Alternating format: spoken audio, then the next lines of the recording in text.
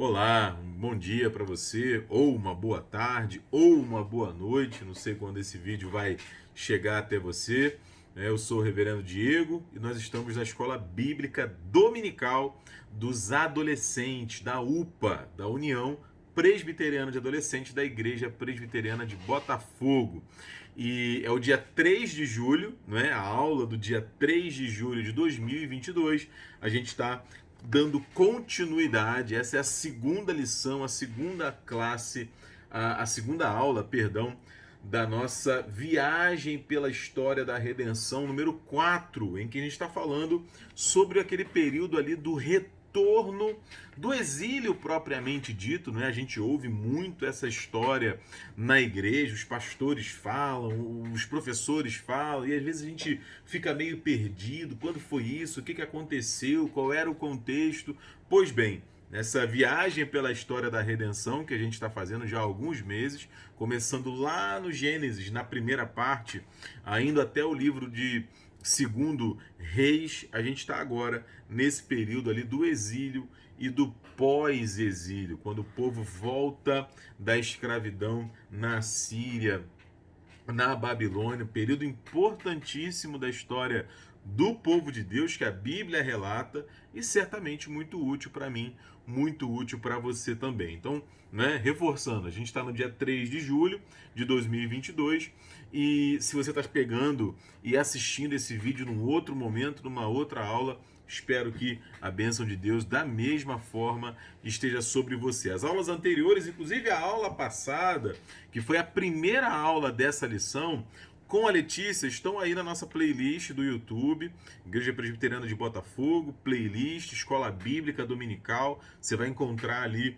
as classes de adulto e as classes jovens e adultos, né? E as classes de adolescente. Dá uma olhada lá, porque a Letícia começou na semana passada fazendo algumas observações assim importantíssimas. Se você não assistiu, recomendo demais que você vá lá no link, de repente dá até um pause aqui, volta aqui depois, vai lá primeiro, assiste a primeira aula da Letícia, a aula do dia 26, se eu não me engano, né? Domingo último passado, foi dia 26, e assiste, porque ela vai fazer assim, primeiro, um apanhado geral do que a gente já viu até aqui. O início da aula da Letícia, muito legal, para variar, né? Letícia manda bem demais, não é? Ela faz assim um apanhado daquilo que a gente já falou até aqui, lembrando desde lá do Gênesis de Adão e Eva, Noé, o pecado, os patriarcas, Abraão, passando por Moisés, chegando até Davi e a divisão do reino de Deus. E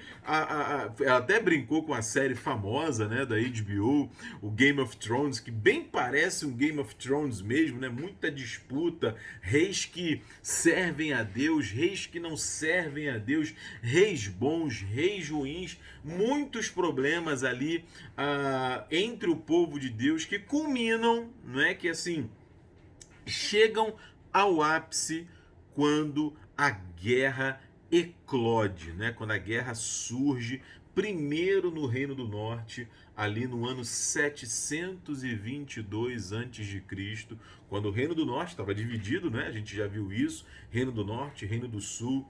O Reino do Norte é invadido pela Assíria, um grande império na época, e é assim devastado, e tem uma primeira leva de deportados para a Síria. E em Israel também, lá no Reino do Norte, é recebido um povo diferente, o povo se mistura ali e tudo mais, né? E depois, em 585 a.C., o Reino do Sul, Judá, que era a capital, é invadido também pela Babilônia agora, cento e poucos anos depois, quase 200 anos depois da invasão da Síria no Reino do Norte, a Babilônia invade o Reino do Sul. E é aquela tragédia, né, gente? Guerra, como a Letícia lembrou, é guerra e é horrível. A gente está vivendo isso agora, nesse período, ali com a guerra entre a Rússia e a Ucrânia. Não tem notícia boa da guerra, né? Não tem. Então é exatamente isso que o povo vive.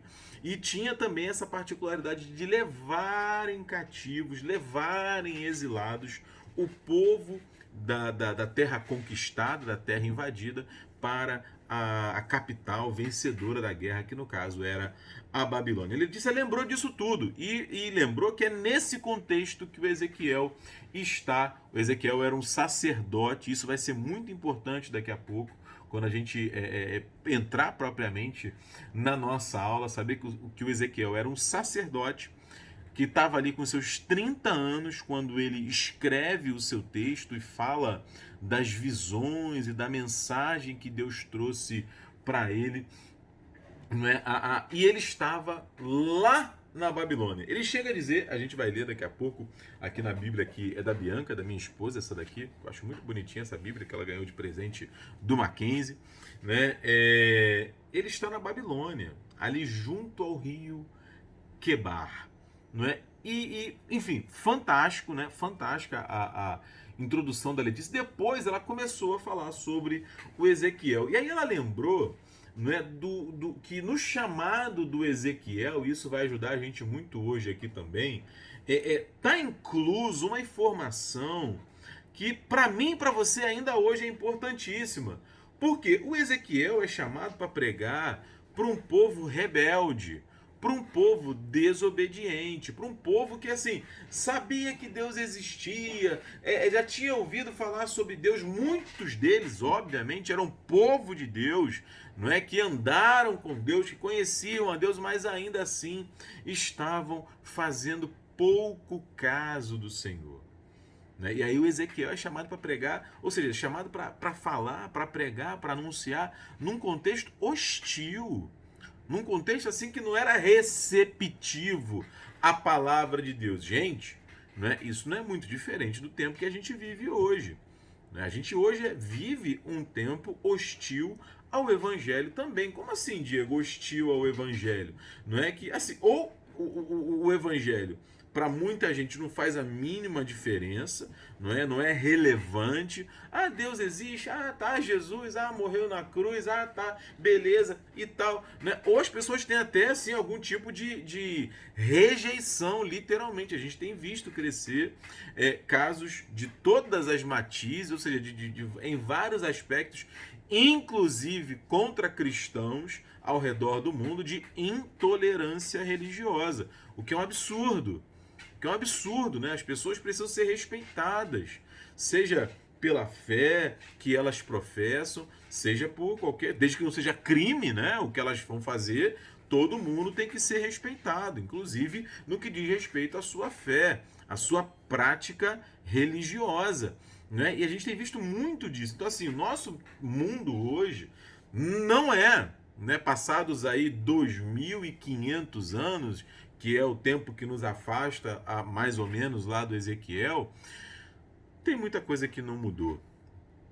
E essa é uma delas. E aí, eu achei fantástico na fala da Letícia, quando ela lembrou que a medida do sucesso do ministério do Ezequiel, da vida do Ezequiel, não estava necessariamente em ser ouvido e a mensagem dele ser acolhida, mas simplesmente em ser obediente a Deus e, a despeito do cenário hostil, obedecer, pregar, anunciar, falar do amor de Deus. E, gente, isso serve para a gente hoje também. É nossa responsabilidade como filhos e filhas de Deus falar desse amor que nos conquistou, falar desse Deus para quem a gente ora, em quem a gente acredita, não é? Em quem a gente coloca a nossa esperança e a nossa confiança. O resultado disso a gente não tem controle, a gente não sabe o que vai acontecer. Quem vai crer e quem vai deixar de crer, quem vai abraçar a mensagem e quem vai rejeitar a mensagem, não está em nós. A nossa responsabilidade é, claro, não é, fiéis à palavra de Deus, fiéis àquilo que Deus nos disse, anunciar. E Deus, que trabalha nos corações, que trabalha no nosso coração, Ele é que vai providenciar o resultado, não é? E aí a gente chega na nossa aula de hoje e eu quero convidar você a, já desde agora, nós ainda não vamos ler, mas desde agora abrir a sua Bíblia lá no livro do Ezequiel. Ezequiel capítulo 1, porque na semana passada e na semana retrasada, a gente tem conversado nas nossas devocionais. Você sabe que a gente tem uma devocional toda terça-feira pelo Zoom, né? Então, assim, se você estiver deixa nos comentários aí, Diego, como é que é essa devocional e tal, que aí deixa um contato, né, um e-mail, alguma coisa assim, que a gente entre em contato se você quiser participar.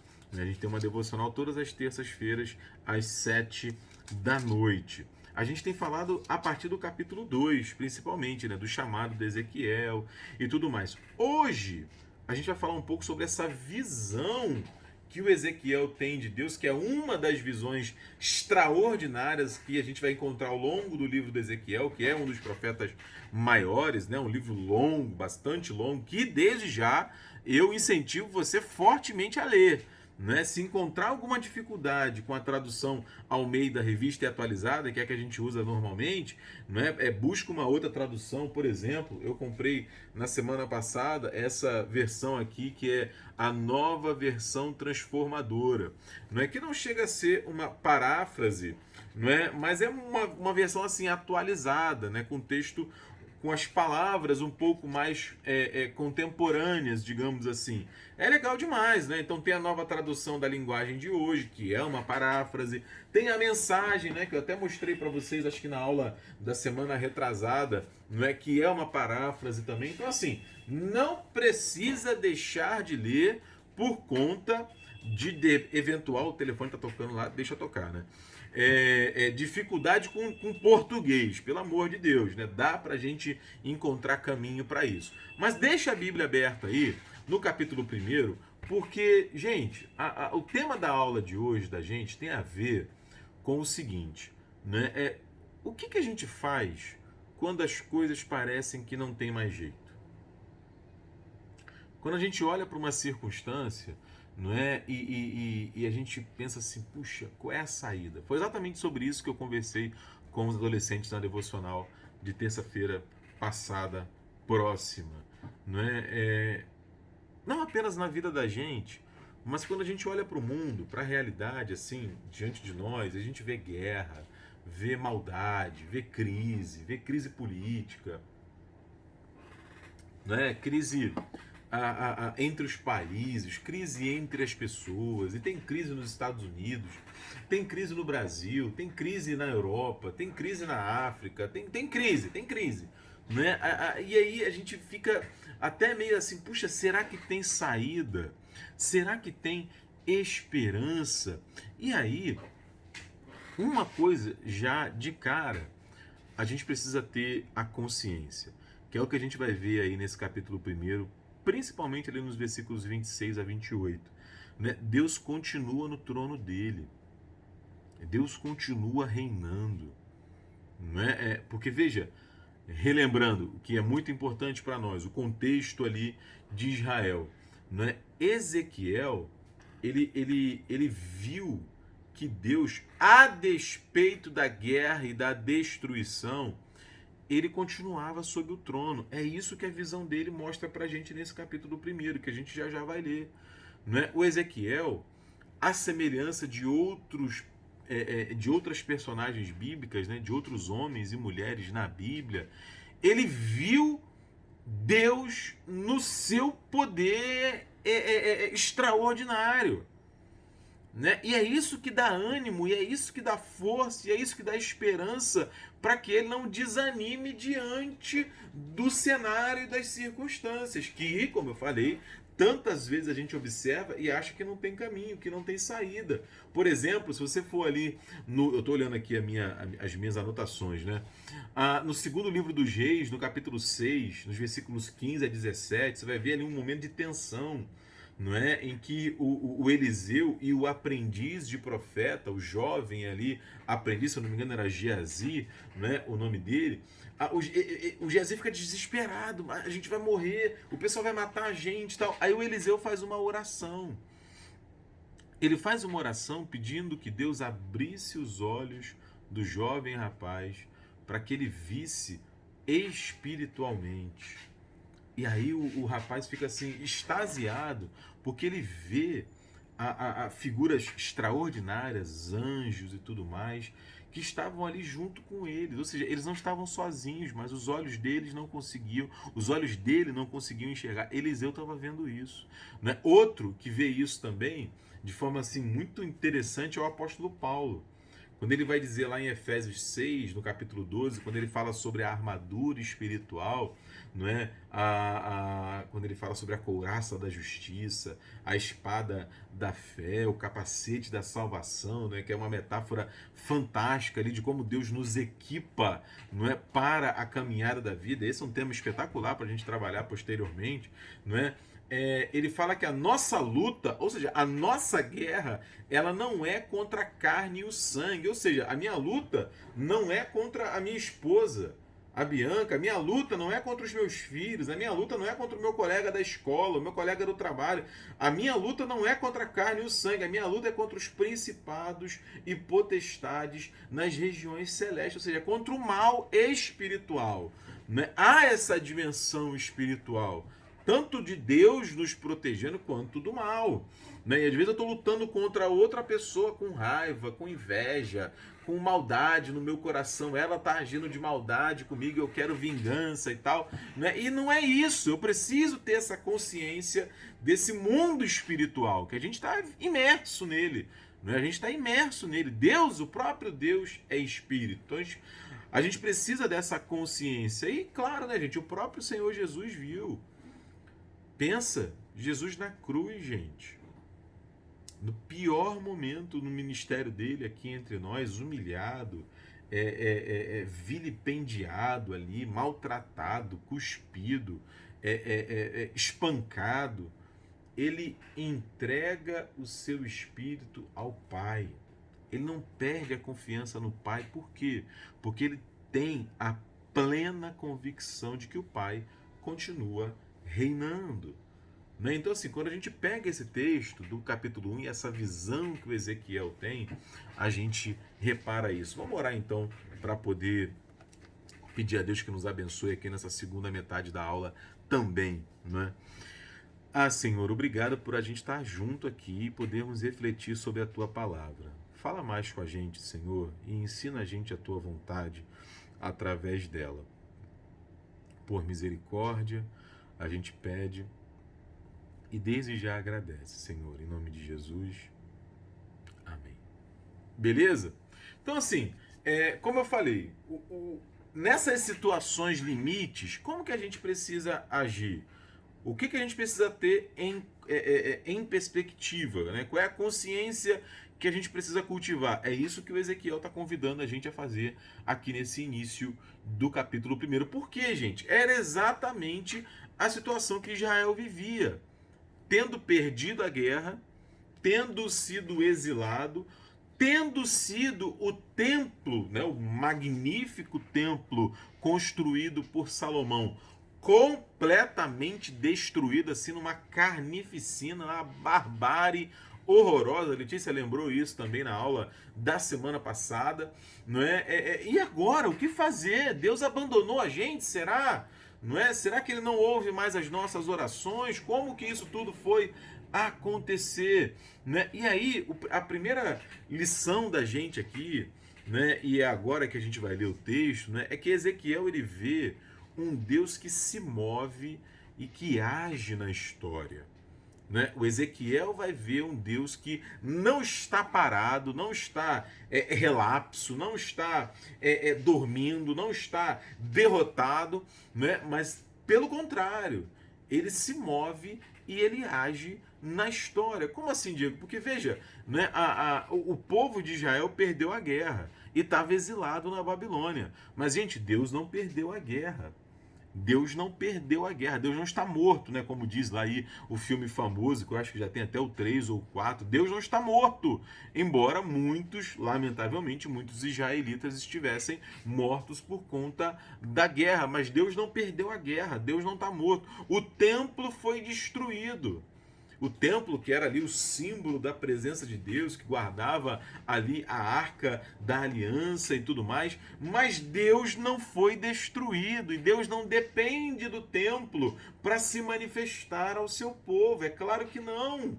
Não é? Então, assim, é interessante. Eu vi com o Davi e o João, os meus filhos, para quem está vendo aí e não conhece, né, a série O Cavaleiro da Lua, do Disney Plus, né, que é bem legal, que é com o Isaac, alguma coisa, esqueci o nome dele agora, né? O ator que faz a personagem principal, o Cavaleiro da Lua, não é? Que é uma menção à divindade egípcia, né? Que é o Khonshu.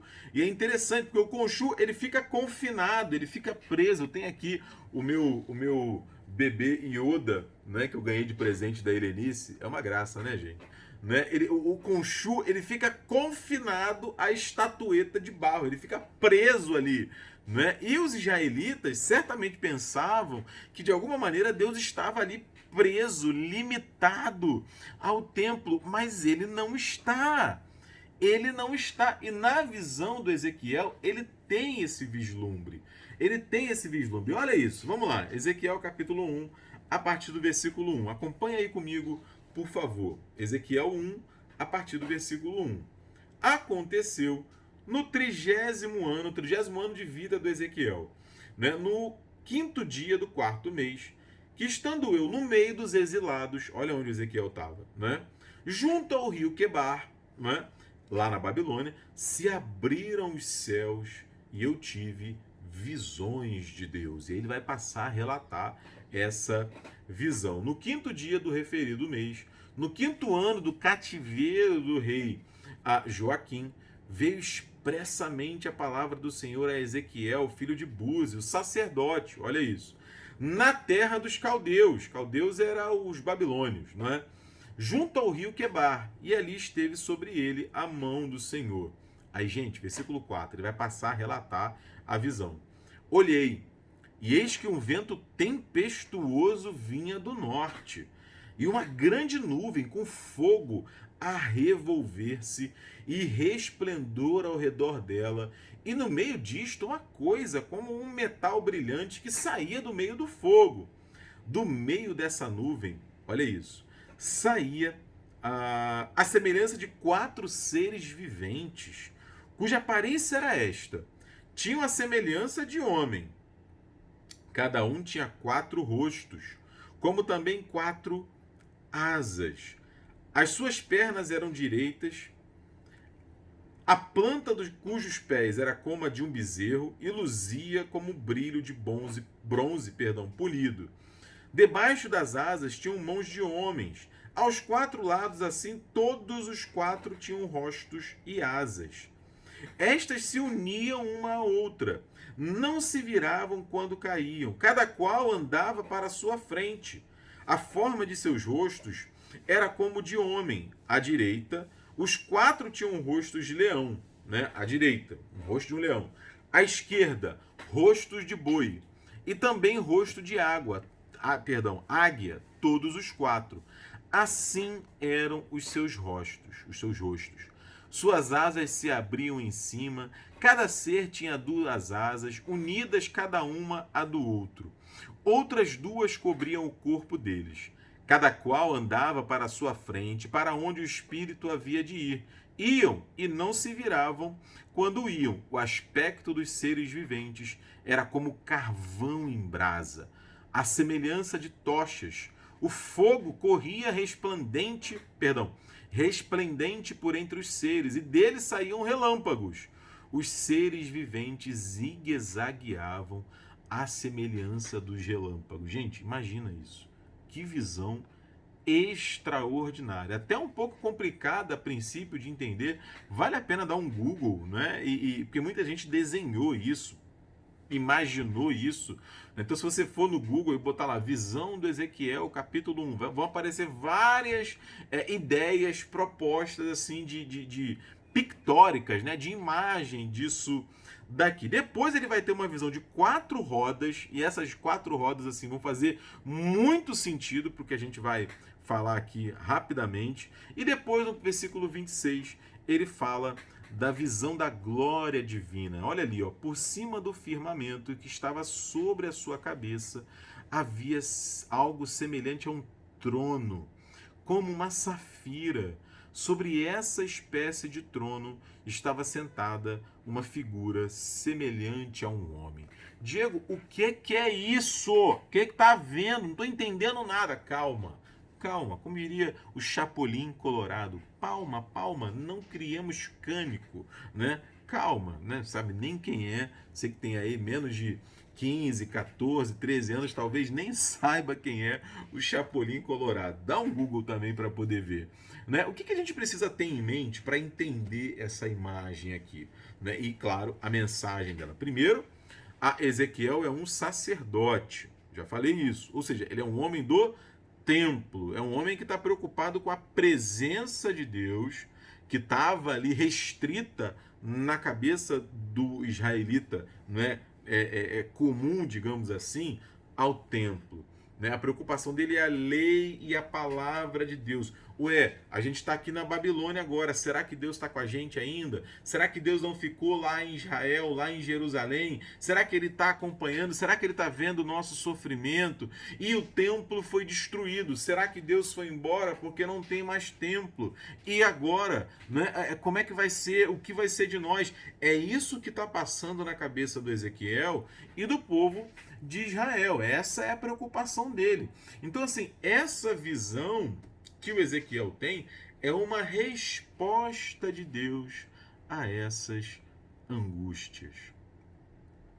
Essa visão que o Ezequiel tem é uma resposta a essas dúvidas e essas perguntas. Porque, veja só, né, ele vai ver, por exemplo, a partir do versículo 15, né, que eu peço que você leia, ele vai ver 4 rodas, né? Ele vai ver um trono, ele vai ver esses seres fantásticos ali, envolto do que é muito fogo, né? Muito resplendor, muito relâmpago, muita coisa acontecendo ao mesmo tempo. E aí a gente começa a entender essas imagens. Primeiro, gente, muita atenção: vento, fogo, nuvem, não é? Barulho, trovão, tem a ver ao longo da Bíblia com a presença de Deus. A presença de Deus ao longo do texto, quando Deus aparece, quando Deus fala, quando Deus age, tem isso. Você vai, por exemplo, lá em Êxodo, no capítulo 20, no versículo 8, dá uma olhada lá, Deus dá a lei para o povo. Né? O texto diz que o monte, ele estremece, tem trovão, tem fogo. Por quê? É a presença de Deus. A presença de Deus é impactante, é fantástica. Né? Você vai lá, por exemplo, para Atos capítulo 2, no Pentecostes, o pessoal vê o vento, vê o som, ouve o som como de um vento impetuoso. Por quê? Porque é a presença de Deus entre eles, é o Espírito Santo entre eles. Então, assim, o que o Ezequiel está vendo, as imagens estão mostrando para o Ezequiel o seguinte: Deus está presente. Deus não ficou lá em Israel. Deus não está ausente. Deus não esqueceu do seu povo que foi escravo para a Babilônia. Não, não, não. Muito pelo contrário, ele continua se movendo. Ele está com você aí, agora, onde você está, Ezequiel, mesmo exilado, mesmo na Babilônia. Né? Esses 4 seres viventes, a gente vai ver em vários textos ao longo da Bíblia. Por exemplo, né, no texto de Êxodo, no capítulo 25, no versículo 18, no Apocalipse, no capítulo 7, nos versículos, no capítulo 4, nos versículos 7 e 8, são querubins, são anjos que estão ali em Isaías, no capítulo 6, são anjos que estão diante de Deus, que representam a santidade de Deus, a glória de Deus, a totalidade do poder de Deus, o domínio de Deus. Por isso que ele é semelhante a um ser humano, e tem rosto de boi, e tem rosto de leão, e tem rosto de água. São símbolos que denotam a presença, o domínio, o poder, a santidade de Deus.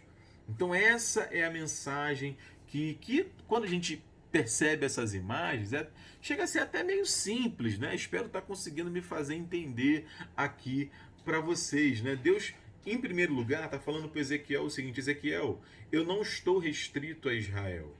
Eu estou aqui com vocês. As rodas e o movimento demonstram isso. Deus, por isso que eu falei lá no começo, né? Deus está agindo na história, Deus está se movendo na história. Por isso que o Ezequiel lá na Babilônia, exilado, na terra dos caldeus, ele está ali também trabalhando, servindo, agindo, mesmo no meio de uma gente, de um povo rebelde.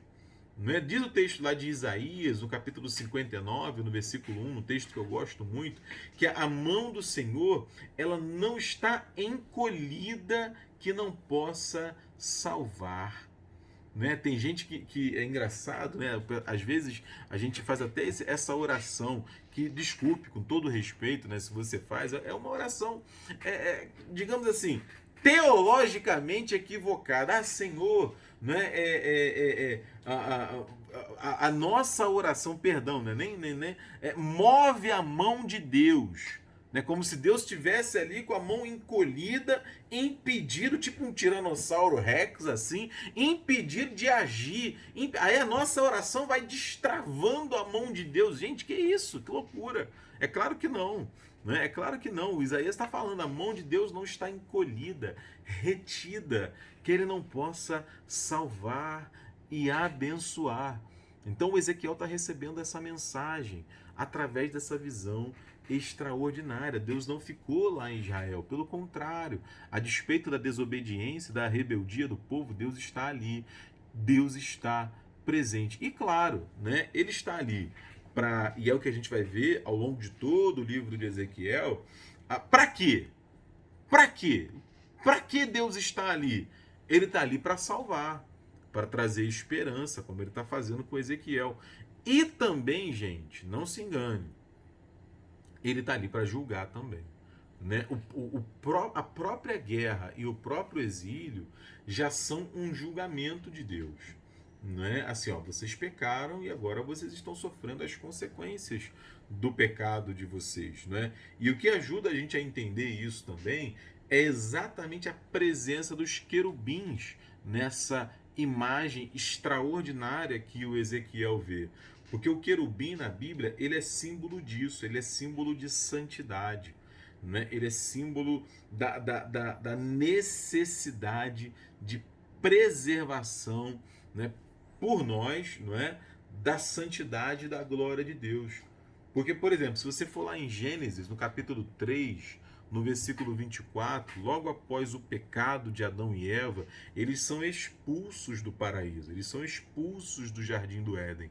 E o que a gente vê é que Deus coloca querubins para guardar a entrada do jardim, ou seja, para preservar aquele lugar santo, né, que Adão e Eva, pelo seu pecado, né, perderam o acesso. Então o querubim, ele tem essa simbologia, né? E isso vai aparecer outras vezes, por exemplo,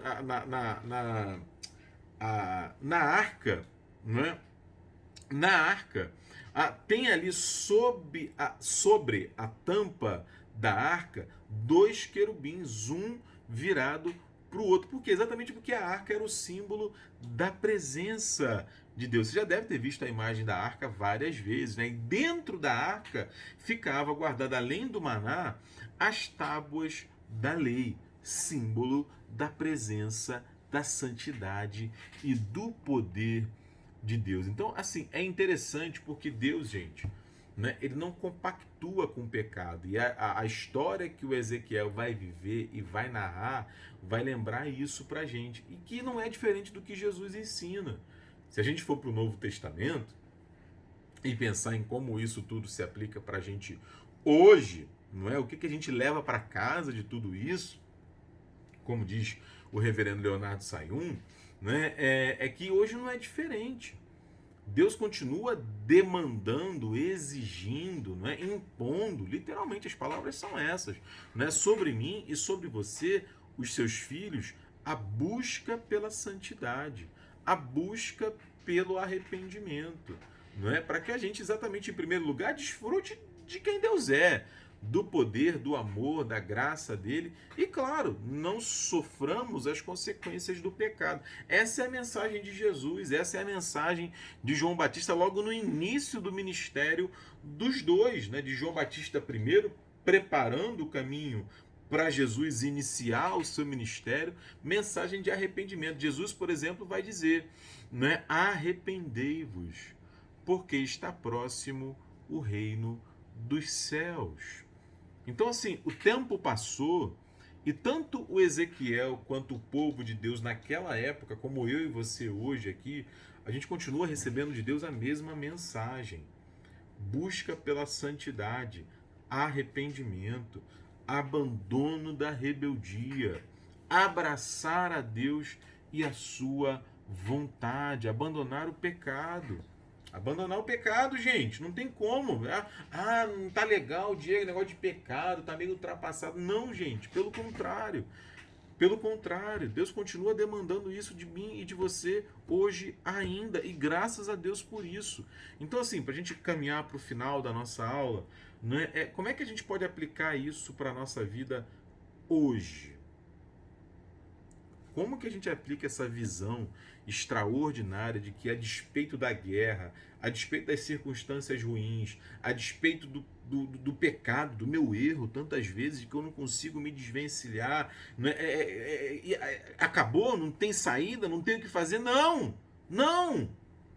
Deus continua no seu trono. Deus continua reinando, o poder dele continua imutável, sendo exercido, inclusive podendo ser exercido na nossa vida. E aí eu preciso me perguntar, né, como é que eu posso ser santo,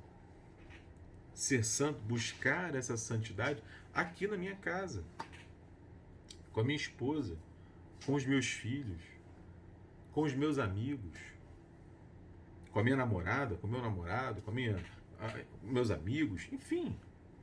Como que eu faço isso? Como que eu posso me arrepender daquilo que eu tenho feito, que eu sei que é errado e que eu não tenho que fazer? O que eu preciso abandonar hoje? O que eu tenho feito que, puxa, não tá legal, não agrada a Deus, não agrada a minha família, enfim, não é legal. O que eu tenho que abandonar hoje? Essa é a mensagem. Porque assim, o Deus que age na história, que se move, que julga, não é? Ele é aquele, obviamente, que governa todas as coisas, que vê todas as coisas e que a nossa vida nas mãos dele está. Então a gente precisa ter essa consciência. E o Ezequiel ajuda a gente aqui. Amém? Vamos parar aqui. Que Deus abençoe vocês. Na semana que vem a gente continua e vamos continuar ainda com o Ezequiel. Beleza, gente? Vamos orar então para terminar? Senhor, obrigado por esse tempo juntos. Obrigado, Pai, Senhor, pela grande honra e pelo grande privilégio que é termos a Tua palavra nas Tuas mãos. Que ela nos ajude, Senhor, sempre a ver que o Senhor está no controle da história. Ainda que as circunstâncias sejam desagradáveis, Pai, o Senhor tem uma palavra de esperança para cada um de nós. Ajuda a gente, Senhor, a entendê-la cada vez mais. Nós te agradecemos, te bendizemos, em nome do Teu Filho Jesus Cristo. Amém, Senhor. Amém, gente. Beijo. Até mais, viu? Valeu!